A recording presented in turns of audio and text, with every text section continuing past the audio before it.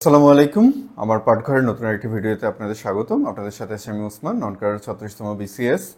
তো আজকের ভিডিওটা হলো যারা 18তম নিবন্ধন প্রত্যাশী আছেন বা 18তম লিখিত পরীক্ষায় অংশগ্রহণ করবেন তাদের জন্য, যেহেতু আমাদের ঈদের আর মাত্র 2-3 দিন বাকি আছে।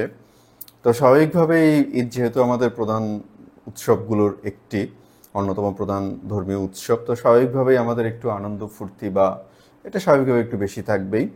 তবে আমার পরামর্শ থাকবে যে আপনাকে কোনো কিছু পেতে হলে কোনো কিছু হারাতে হবে। তো আপনারা প্রায় সময় বিভিন্ন পেপার পত্রিকাতে দেখেন বা নিউজে দেখেন যে ঢাকা বিশ্ববিদ্যালয় বা মেডিকেল বা বুয়েটের ছেলেমেয়েরা ওরা এই পরীক্ষার মধ্যেও হলে থেকে খেয়ে অনেকটা না খেয়েই আহ, তারা হলে অবস্থান করে এই পড়ালেখার জন্য।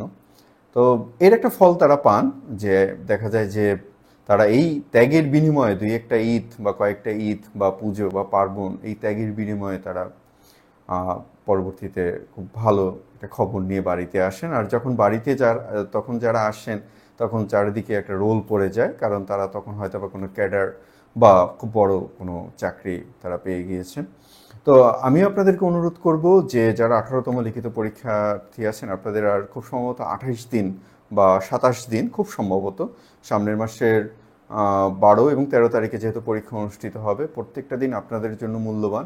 তো এর ভিতরে যেহেতু ঈদ পড়ে গিয়েছে, আপনাদের কাছে অনুরোধ থাকবে আমার যে আপনারা এই ঈদের মধ্যে বা এই ঈদের আগে খুব বেশি সময় নষ্ট করবেন না। কারণ দেখুন, পরীক্ষাটা প্রতিযোগিতামূলক পরীক্ষা। এখানে আপনাকে পাশ করার কোনো বিষয় নেই, বিষয়টা হচ্ছে যে আপনাকে শুরুর দিকে থাকতে হবে। আবার দেখুন, এই যে আপনি দুই একটা ঈদে একটু কম আনন্দ করবেন বা কম ফুর্তি করবেন, এরও কিন্তু বড় একটা প্রাপ্তি আপনারা পাবেন। এই যে আমাদের 3-4 দিন আগে যে ষষ্ঠ গণবিজ্ঞপ্তির পঞ্চম গণবিজ্ঞপ্তির প্রাথমিক সুপারিশ দিয়ে দিল, তো এইটা যারা এই সুপারিশে নির্বাচিত হয়েছেন তাদের আমি মনে করি যে ইচ অ্যান্ড এভরি প্রত্যেকেরই জীবনের অন্যতম সেরা একটা ঈদ হতে যাচ্ছে তাদের জন্য। তো আমি আপনাদেরকে অনুরোধ করব যে আপনারা এই ঈদে যেহেতু আমরা সামাজিক জীব, পরিবারের সাথে যেহেতু আমরা থাকবই, তবুও চেষ্টা করবেন অন্তত ঈদের আনন্দটা কিছুটা কম করে হলেও আপনার পড়ালেখাটা যেন চলে, পড়ালেখাটা যেন চলতে থাকে। যেহেতু লিখিত পরীক্ষার খুব বেশি সময় বাকি নেই। ঈদ আপনার 17 তারিখে যদি ঈদ হয় তাহলে খুব বেশি সময় পাবেন না, এরপরে তো মাস শেষ, প্রায় শেষ বললেই বলা যায়।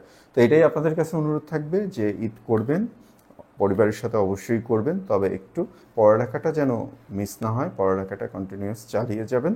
তো সবার জন্য শুভকামনা, সবাইকে ঈদের অগ্রিম শুভেচ্ছা।